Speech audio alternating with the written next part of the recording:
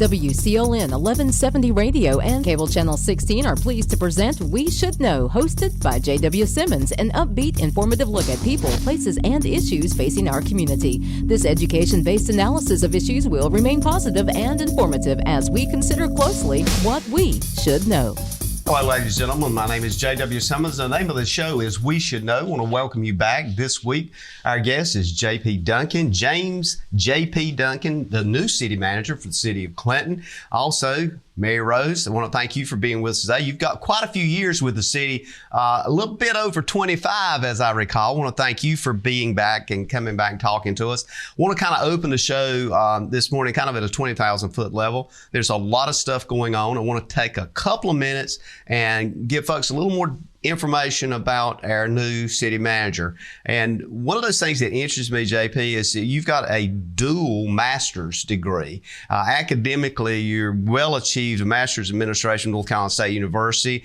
And then you have one in East Carolina University. You have a bachelor's degree, but your master's, your dual master's has just interesting flair because public administration at North Carolina State University, I'm very familiar with that program. Sure. That's a rather intense program. But then you just stepped over to East Carolina. You have a Master of Science in Sustainable Tourism from East Carolina University.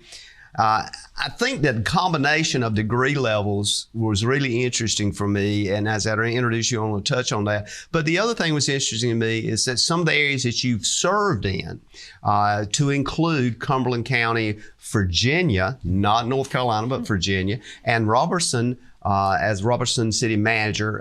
It's a small town, but both of those areas have huge historical significance. I was fascinated at just reading it at Robertson. We're talking 1776. I mean, this is that town was kind of brought together at the very start of this country.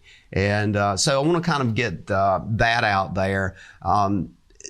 As I opened this morning, my question was going to go to you first, if that's okay, Mary Rose. I want to kind of focus on you first. Why Clinton, North Carolina? What intrigued you as a young, well-qualified, I've been around you quite a bit over the past few months now, but what brought you to this thing? I might want to go to Clinton, North Carolina.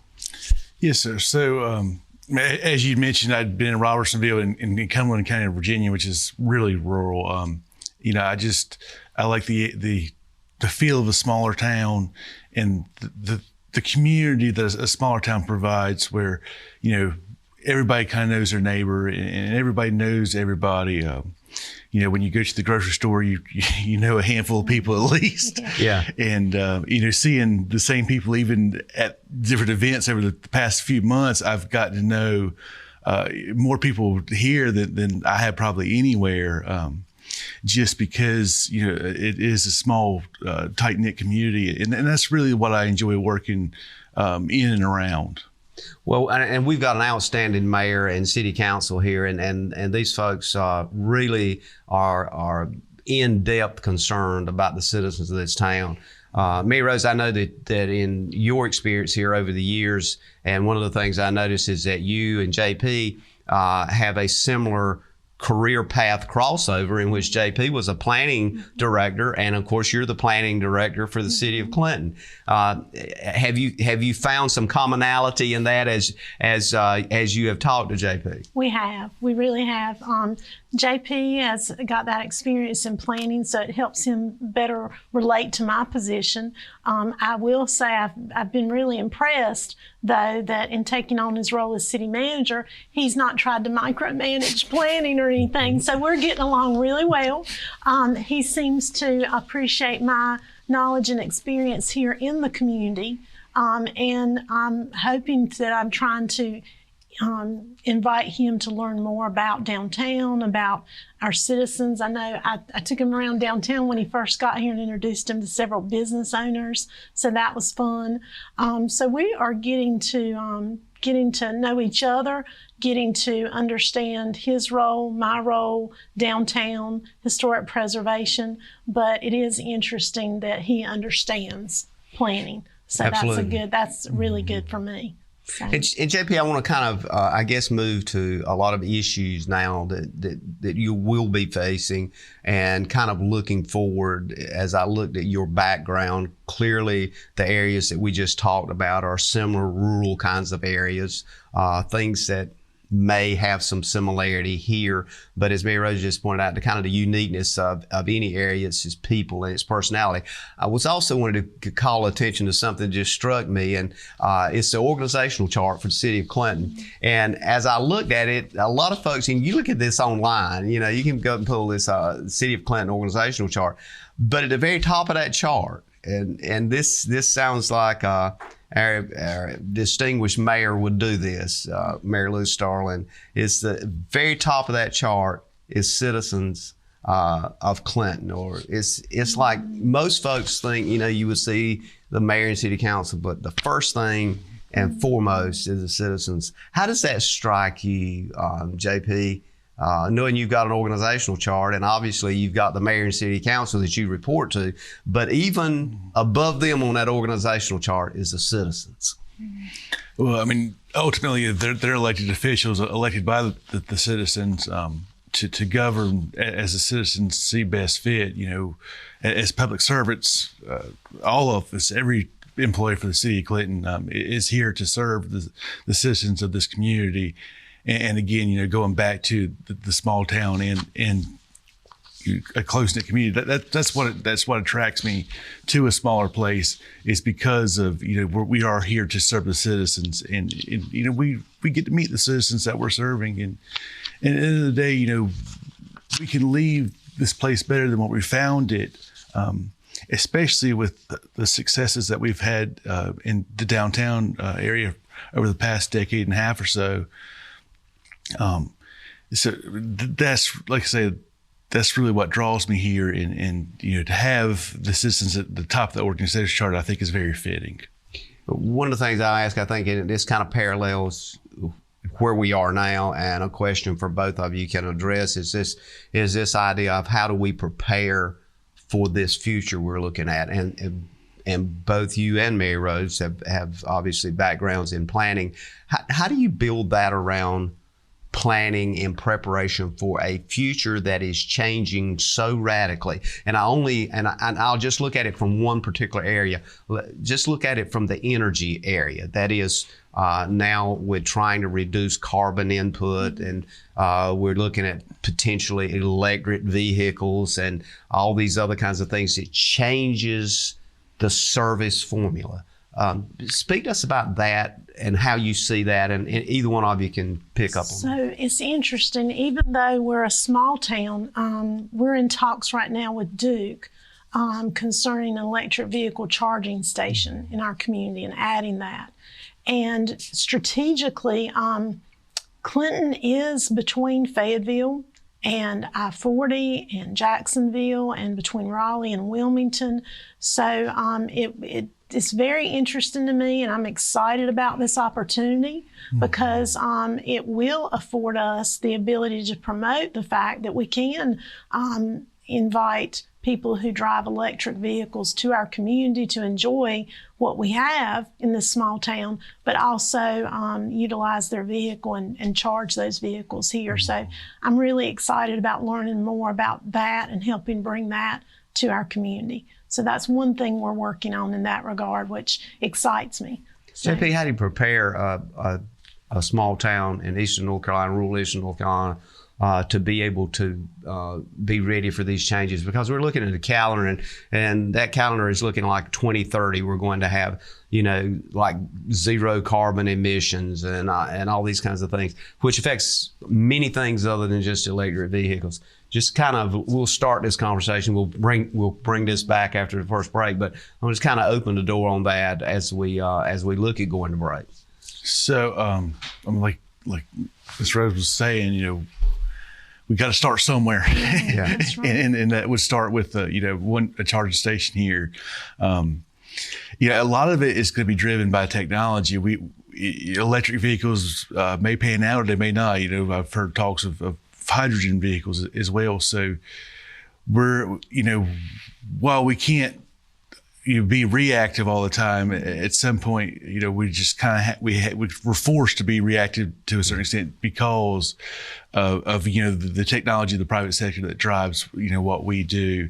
But we certainly want to embrace these technologies and be able to adapt and kind of see what holds. Another thing that's changing a lot with these electric vehicles is the gas tax and how that's going to work in the future. That those decisions are much bigger fish than we are. So, right. Again, we're kind of just going to have to play the cards we're dealt in that respect and do the best we can to move forward. But also, again, you try to stay on top of what we think may happen. So, if that does come to fruition, then we'll be, the most apt to make the best decision at that point in time. I think the other thing is, it strikes me as we're having this conversation is this idea of setting expectations. Each county, each town, each state, if you will, set certain expectations of what people can anticipate. This is one area, JP, that's been, I guess, over marginalized in the sense that we really are not sure what to anticipate, are we? Yeah, it's 2022, and I'm not really sure.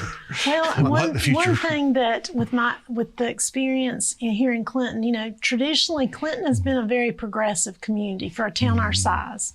So one thing that intrigued me is we've been talking about electric vehicle charging stations for a year or two now.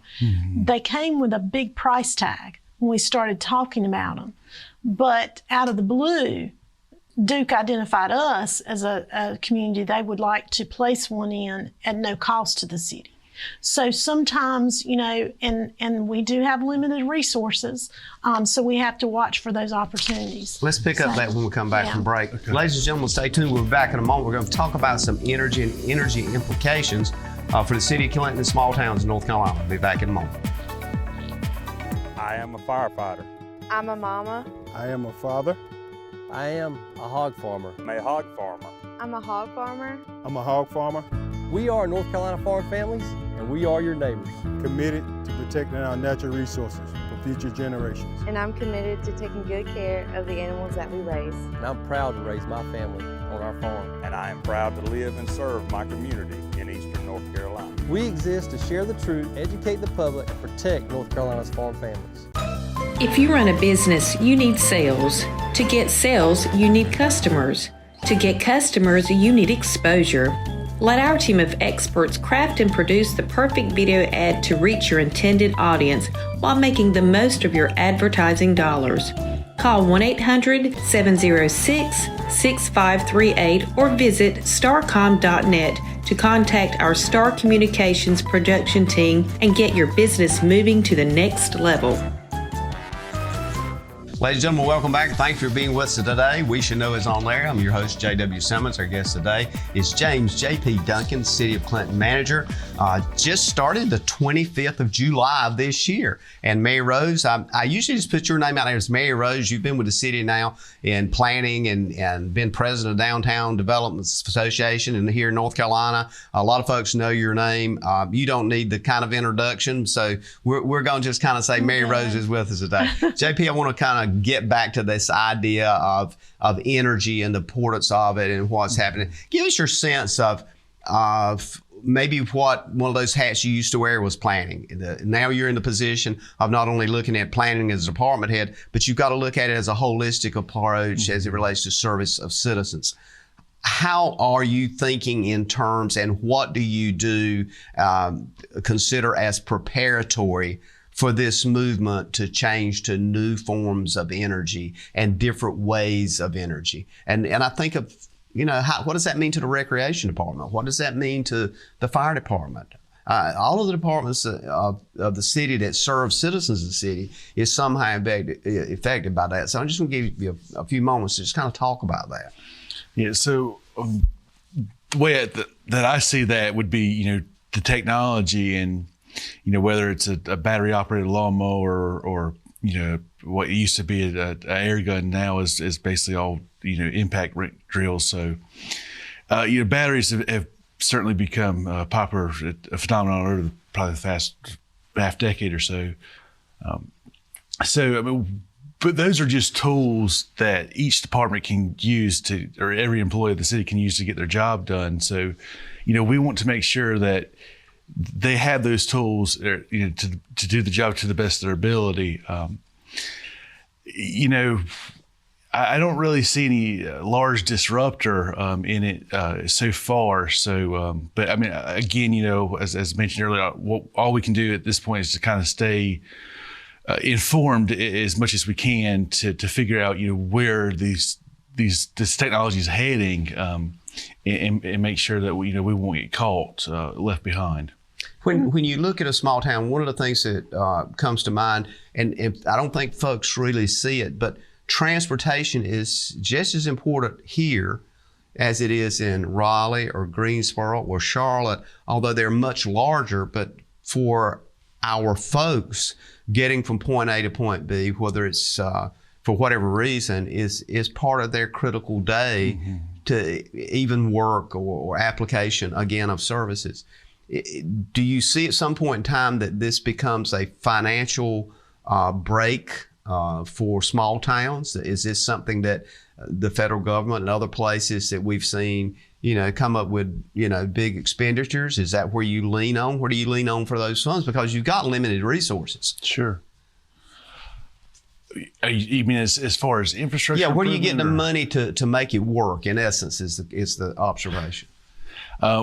Like I said, for right now, we get POW bill funding from the state to improve the roads that or streets that we're responsible for improvement on.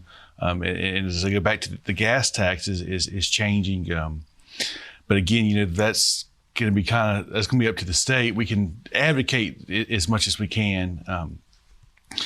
But right now we're reliant on the state funding, or a lot of the state funding, to improve our streets, in which we do have, we're in the middle of actually right now compiling a list of streets to improve, which is fortunate that we're able to do that.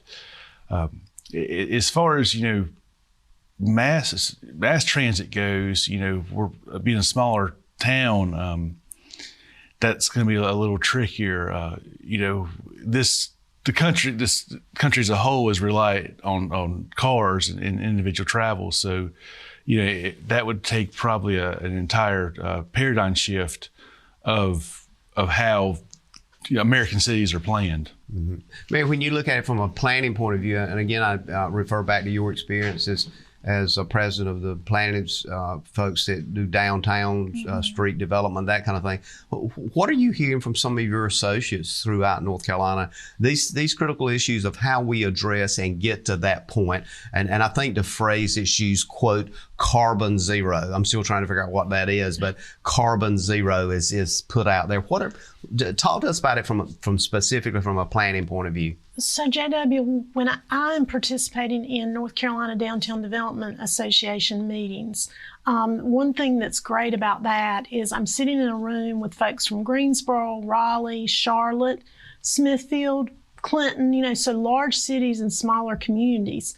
What amazes me is a lot of what we discuss is relative to our individual needs, and a lot of times those individual needs, even though Greensboro is so much bigger than Clinton, can be relatively the same. Mm-hmm. We are all concentrated on engaging our citizens as to what their desires are for our community. Mm-hmm. So that's going to be a little different in Greensboro than it is in Clinton, but then you're amazed at how similar it can be sometimes as well. For a community our size, obviously we haven't seen the growth that even Johnston and Harnett County have seen yet. Is that growth coming? It's slowly coming. We've talked about that multiple times when I've been on your show before. Mm-hmm. So we, as the city manager, the planning director, the elected officials, need to constantly have on our radar each year as we're evaluating strategic plans, capital improvement projects. We need to have on our radar what is going on around us, what's coming toward us. Highway 24 has been a big topic of conversation, whether you've been positive or whether you've been negative about it. I'm excited that we are finally getting close. The bridge hopefully will be completed after the first of the year. You are seeing some enhancement along the center island on the Sunset Avenue portion, some pavers and some grass. You're seeing the interchange that's been created on Highway 421 South that I have to drive every day. That's a big change, JW. That's a big deal for this area, yeah. But what I see is I see the future of if we can get that connected to I-40, how does that change Clinton? How does that increase our population? What do we need to be thinking about in regards to our aging infrastructure and how to make sure that we can and are prepared for that growth? Because it's gonna get to us. It might not be next year, might not be in 5 years, but 10 or 20 years, when we're able to connect to I-40 and that traffic from Jacksonville and Fayetteville is conversing together. You see it down in Wilmington with the bypass that's, kind of goes around Wilmington to get to the beaches. There's a lot of traffic down there. There's still a lot of traffic in Wilmington. You would think that that bypass would have created opportunities to alleviate some of that traffic, but they're just having continued growth. Does Clinton want additional growth in population? I think we do, because that's where we get a lot of our revenue from, is based on our population and our tax base. And with that population growth, we get more state shared revenues. With the tax base growth, we're able to generate more revenue so we can improve our infrastructure so we are prepared for future development and needs of our community. I listen to what's going on in Greensboro and Raleigh, but I don't get too focused on it because we're not Greensboro or Raleigh. But we do want to be prepared for what the needs of Clinton are, in the next 10 to 20 years. And that's always in the back of our minds, I think. JP, I know you've had an opportunity to meet some of the folks here, Stephen Barrington, Economic Development, of course, their chamber director, some of the folks with the county and other positions. Just comparatively, from your experience in other areas, how do you feel we're set? Is the dynamic in place for us as a collective in this rural area to be able to face some of the challenges that you see in the near future? Yes, sir. So, Mr. Barrington, I think we're incredibly fortunate to have here. He's doing a fantastic job, and him and Brandy Grubb as well, to bring to look at potential industry to bring to Sampson County. I think it's no secret the county itself is large, and geographically it's large and rural, which is not the most ideal for a tax base. I personally like living here, but and I know Ms. Rose does. But as far as to generate tax dollars go, it's not the most efficient. So, Mr. Barrington's job is to look at potential industry to bring here to increase the tax growth for to serve the citizens of the county better, and to provide jobs, which is incredibly important. So, again, with those people in place, I think we're very fortunate and primed for the future, for future growth. I think one of the things I want to talk about when we come back from break is kind of that technology piece and where we're going and the cost of technology. And both you guys know that's critically important, whether you're using one of Elon Musk's satellites or whether you're using, Star Communications, fiber connectivity, whatever it is. There's certain costs and expectations, but it seems to be far bigger than that. So when we come back from break, I want to talk a bit about what you alluded to is like some of those areas of generation of tax revenue. And then, JP, as it relates to the cost and expectation that technology is demanding, are we resourced out as it relates to where we get the revenue. Where does the dependency come from? Are we dependent on state or federal government? Clearly, nobody wants to hear the phrase increase in taxes. Nobody, I don't think, wants to hear that. At the end of the day, I think we reach a point here with the contributions that is made by the citizens of Clinton to the school system in the city. There's so many parts here. So I'm going to go in that area when we come back. Ladies and gentlemen, stay tuned. We're talking with two folks that know something about what's going on in local government, JP Duncan and Mary Rose. We'll be back in a moment. Stay tuned. Eastern North Carolina is a beautiful place where we gladly choose to call home. And we strive to provide the best communications services. STAR is committed to improving communications to all our service areas because we want to improve the communities where we not only work, but also live. STAR Communications. We are neighbors serving neighbors. Every year, 7 million 911 calls are made in North Carolina. 911, what's your emergency? Will you answer the call? Every second counts. You can be that lifeline. People in crisis look to us for assistance. We provide guidance and support until physical help can arrive at the scene. Join us and make a difference in our community. Be the calm in the chaos. Be the voice in the dark. It's the hardest career you'll ever love. Will you answer the call? Discover more at it.nc.gov/911careers.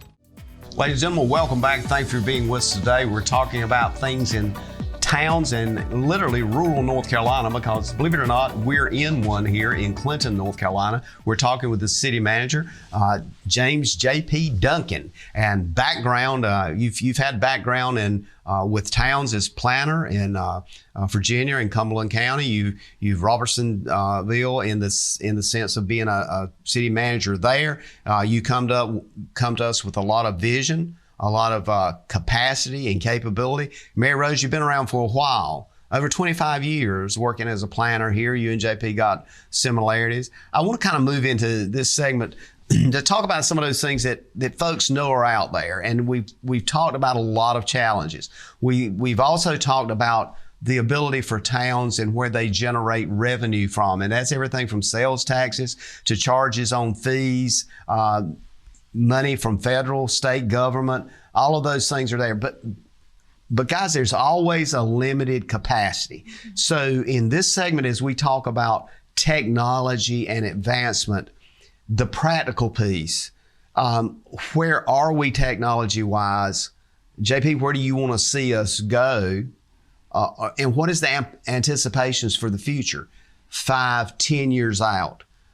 What should we be prepared for? And I'll start with you on that.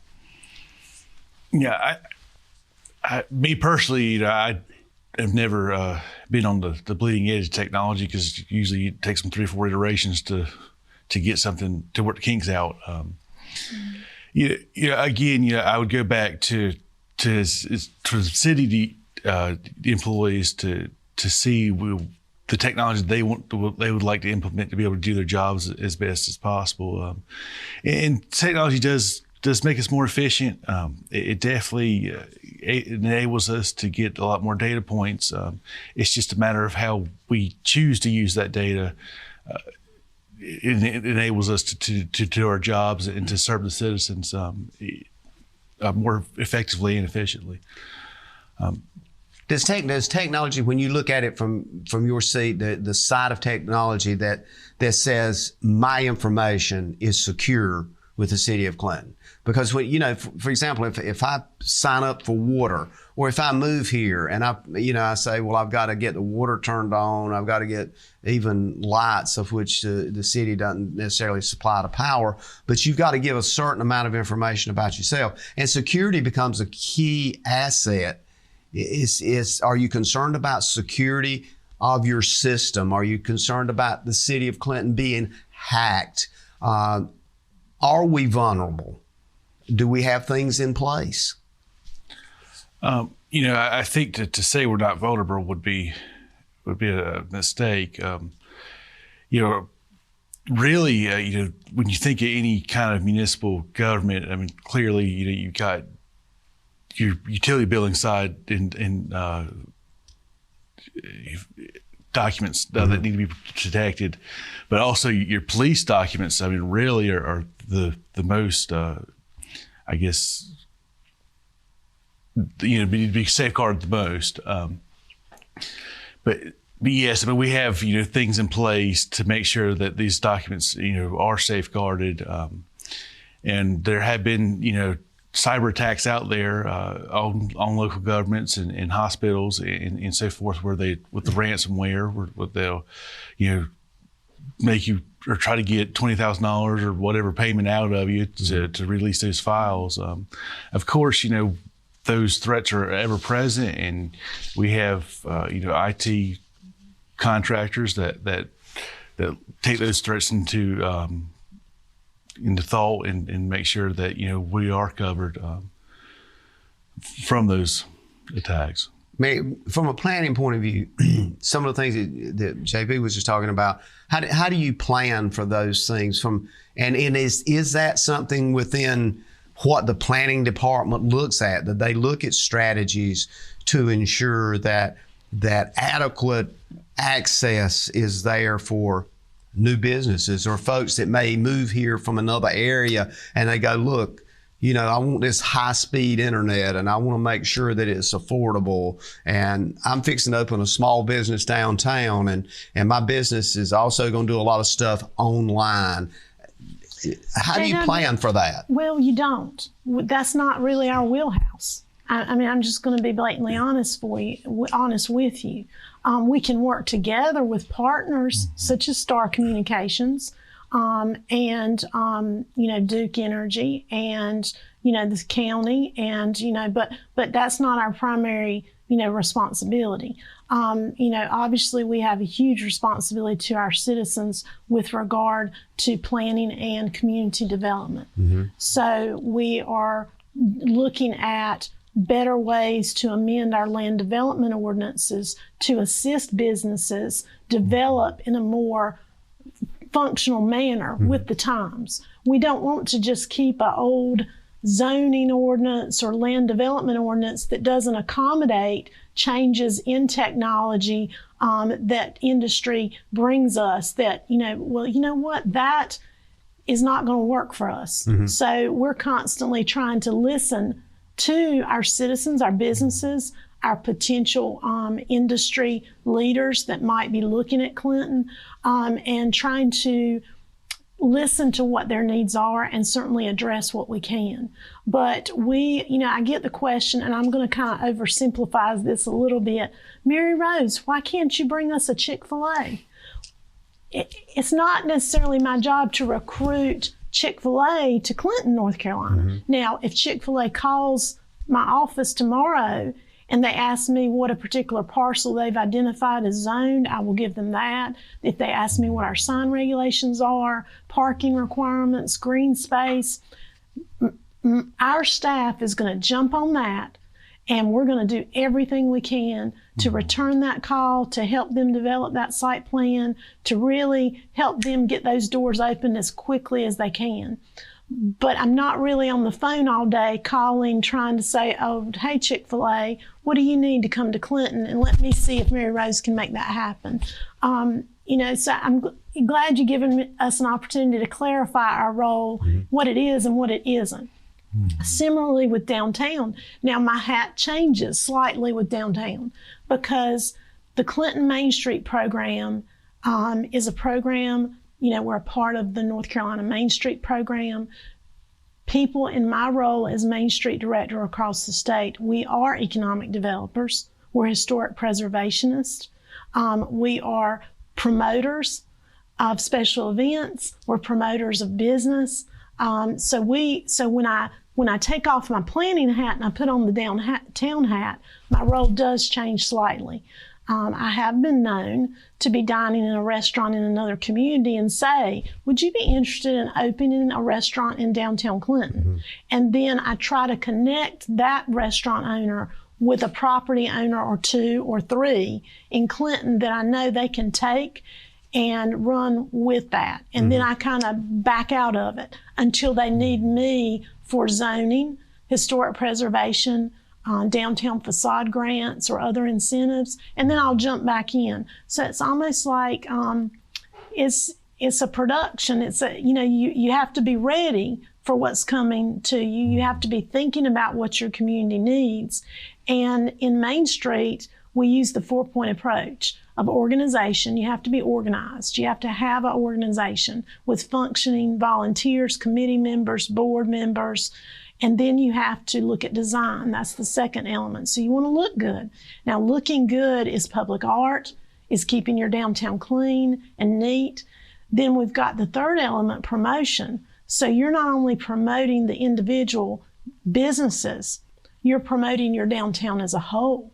You are trying to get those folks interested in coming from Raleigh or Wilmington to visit Clinton for Christmas in the city or for Small Business Saturday.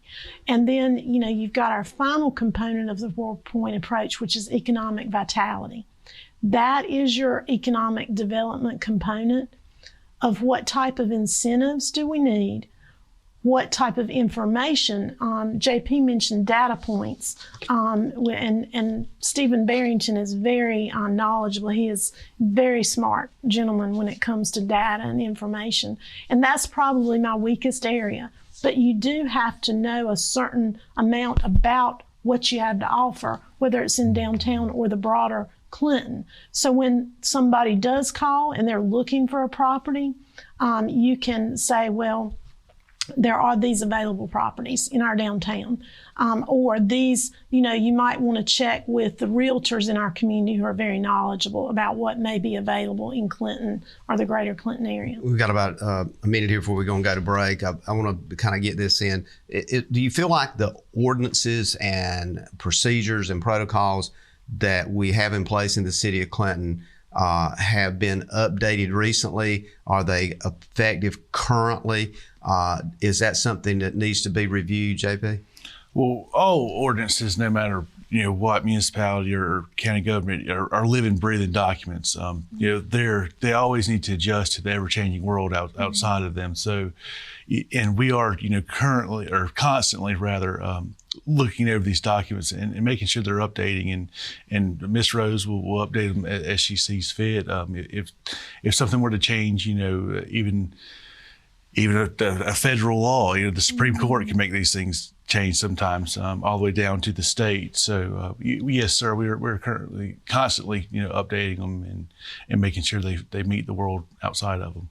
And if somebody has a question about those ordinances or they think something needs to be rethought or looked at, they could reach you in your office or Mary Rose, either one, and say, here's something I'd like to bring to their attention. Because I know our city council here, these folks and the mayor is out in the community all the time. And I'm sure you'll get it if they get it. But that's one thing that oftentimes folks will say something about. So what I want to do is come back from this break and kind of give you guys a bit of time to talk about something, JP, that's been going on for some time, and that's this events and during the holidays in downtown Clinton.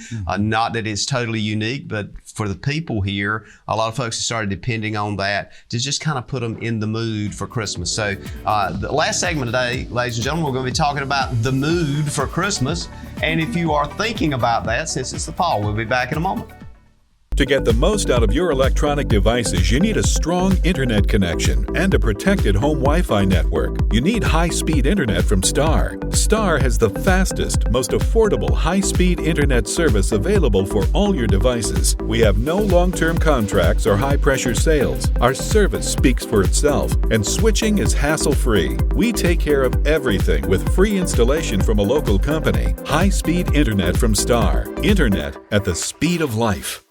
Ladies and gentlemen, welcome back. Thank you for being with us today. We're coming up on the last segment here with Star Communications. I want to thank you for being with us each and every week, and I also remind you that you can reach us at weshouldknow.edu@gmail.com. weshouldknow.edu@gmail.com. We're talking with JP. The initials interest me because obviously we're initials people, JP, and you got a great name, James, and I can relate to you on that as well. Sometimes I like to ask people, how did we end up with being called JP? But it's one of those things I think you get ladled with, and folks just know you by initials. So JP Duncan, city manager, the city of Clinton. And of course, Mary Rose, everybody knows you with the tag Mary Rose. That's kind of your as title as well as name, I guess. But as we go to this last segment today, I want to kind of get into some of the exciting things that folks have become accustomed to. And JP, I think you'll see this this year with the city of Clinton during the holiday festive season. Mary, I'm going to give you the floor to kind of tell us what's going on, and then I want to hear from JP about what his thoughts are and how he'll be involved in that. So I'll start with you. JW, I think I am about as excited as I ever have been about Christmas and the upcoming holiday season in downtown Clinton and in the city of Clinton. One of the reasons we have over the years worked to engage our citizens, and we have a very engaged group of citizens this year that are working on Christmas. One of the ideas that was put forth was a decorating contest for the outside of our buildings downtown and trying to create a Christmas destination. Because as you mentioned earlier, I think folks in the larger cities are looking for those quaint opportunities to participate in that small town Christmas type atmosphere. So we have over 73 buildings that are going to be decorated by 73 different decorating teams, which on average, if you just say 5 team members per team, could be well over 350 volunteers and citizens in our community that are going to be decorating the outside of buildings downtown. And Christmas in downtown Clinton is always exciting. With Christmas in the city, we're going to have our tree lighting. The mayor will be there, Miss North Carolina. That will be Thursday, December 1st.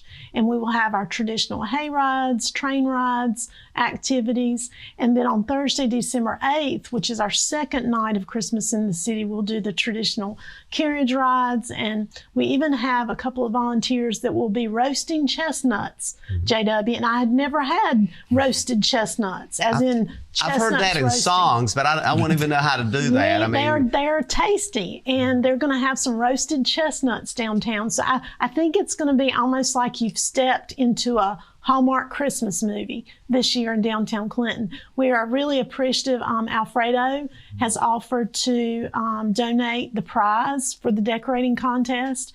It will be dinner for up to 10 team members at Alfredo's, and we're very excited about that. We have a judge coming in from out of town, way out of town, so he doesn't know anyone, so we're excited about that. And then for Small Business Saturday, which actually precedes Christmas, it's Saturday, November 26th. We are doing our Brunch and Bows event again, which is basically a wonderful brunch with mimosa, coffee, swag bag, with lots of goodies and discounts. And our special guest is Scott Mason, the Tar Heel Traveler, whom everybody, knows. It's kind of like J.W. Simmons and We Should Know. Scott Mason and the Tar Heel Traveler, right? He does a great job with that show, doesn't he? He does. I cannot imagine anybody ever replacing him. He does, and he's such a nice individual. So those tickets are literally flying off the shelves for Brunch and Bows. We're very excited. But so as you can see, there's this whole Christmas in the city, leading into the holiday season. The fourth quarter is the most important quarter for our businesses.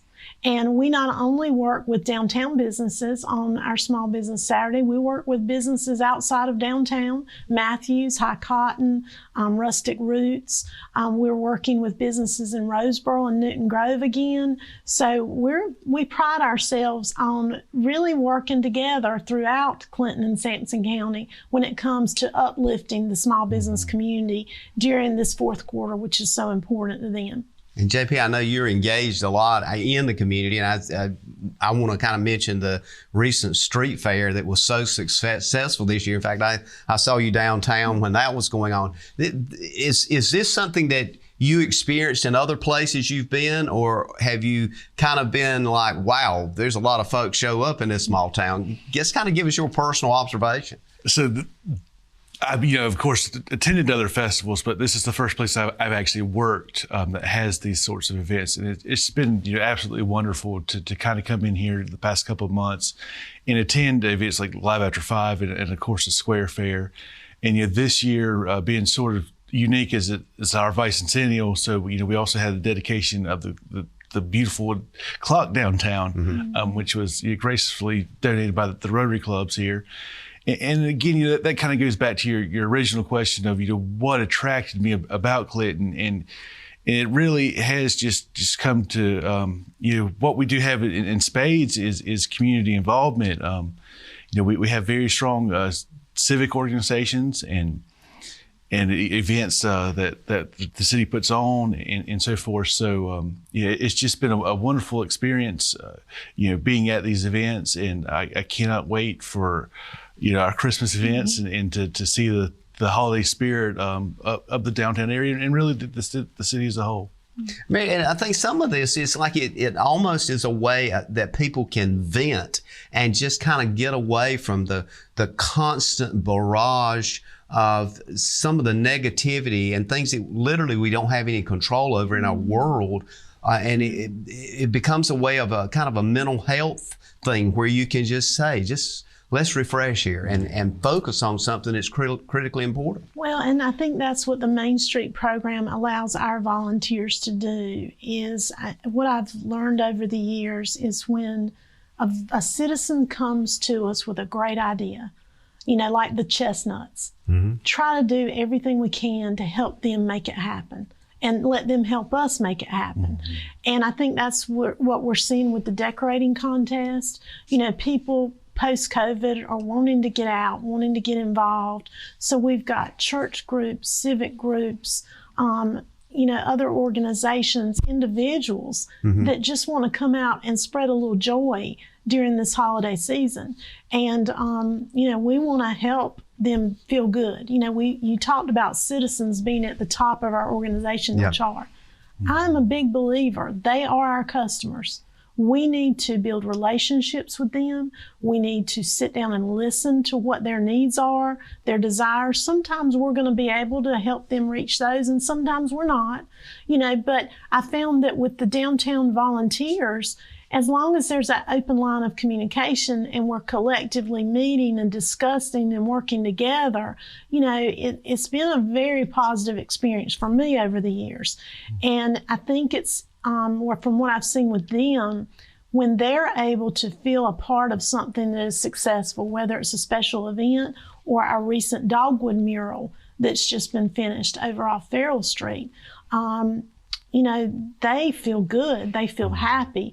And then when we, as volunteers, go to the North Carolina Main Street Conference annually and take a few of our volunteers with us, they get excited about what they see in other communities, and they bring back those ideas to Clinton, and they work really hard to implement them. And that helps us as city employees, it helps us feel good when they're engaged and excited about what's going on. And it just makes our job a lot easier too when we're getting that direction, when they're sharing those desires with us as to what they want for our community. And I think you'll see in the next couple of years, there's going to be some more of those shared desires that our citizens want that we're going to work with them to try to accomplish. So it's exciting. We've got about 2 minutes here before we got to close, JP. I want to kind of go back to you and just a quick comment.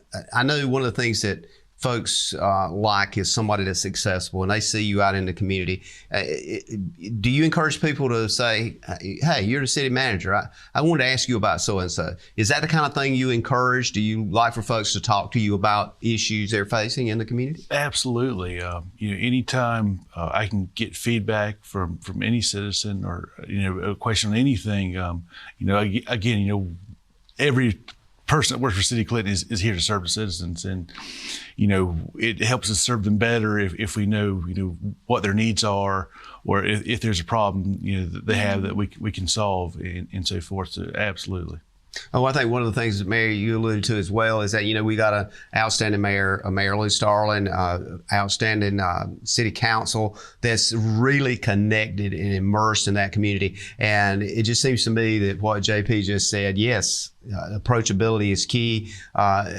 With your knowing you all these years, it's been more of one of those things. You're approaching somebody else before they can even approach you. So I think one of the exciting things here, and I'll kind of close. If you got a comment to add to this, we got about 30 seconds here. But the idea of chestnuts roasting over an open fire and Jack Frost nipping at your toes. I mean, what could be better to end this show with today and invite people to downtown? Certainly come to downtown. Certainly one thing that, and this is a whole nother show topic that we should do. Absolutely. Our employees. If it were not for our employees, we couldn't make these events possible, from public works to police to fire.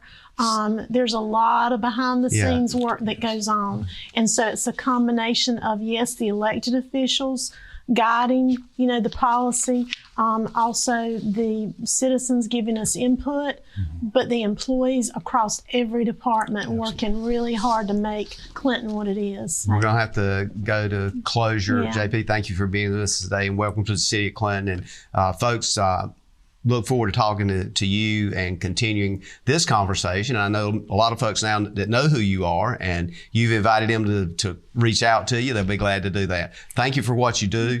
We look forward to having either and or both of you guys back as we move forward. There's always going to be something to talk about. Mary Rose, to your point, Merry Christmas to everyone, especially those folks that work hard for the city of Clinton. Ladies and gentlemen, we look forward to seeing you again next week right here as we talk about an issue, a topic, a subject that oftentimes you've reported to us, and expand on that. And as always, as we leave, we say God bless.